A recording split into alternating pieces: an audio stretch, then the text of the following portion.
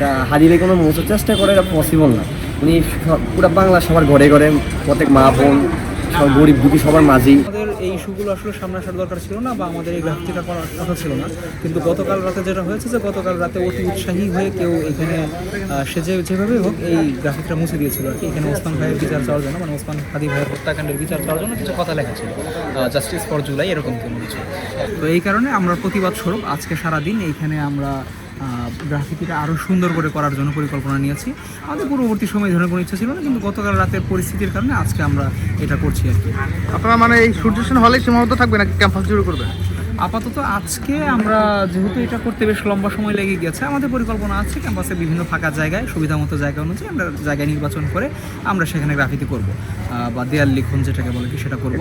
আজকে আপাতত এটা করতে বেশ সময় লেগে গেছে, এই কারণে আপাতত হয়তো আজকে এই পর্যন্তই সীমাবদ্ধ থাকবো আর কি। আপনি মানে ঢাকা ইউনিভার্সিটির শিক্ষার্থী? যে ঢাকা ইউনিভার্সিটির শিক্ষার্থী। আর এটা কি আপনারাই শিক্ষার্থীরা করছেন না ইনকিলাব মঞ্চ? না, ইনকিলাব মঞ্চ, ঢাকা বিশ্ববিদ্যালয় শাখা। ওসমান হাদির নাম বা গ্রাফিতি মুছে দিয়ে ওসমান হাদিকে বাংলাদেশের মানুষের হৃদয় থেকে সরিয়ে দিবে, এটা আসলে বাস্তবে কখনো সম্ভব না।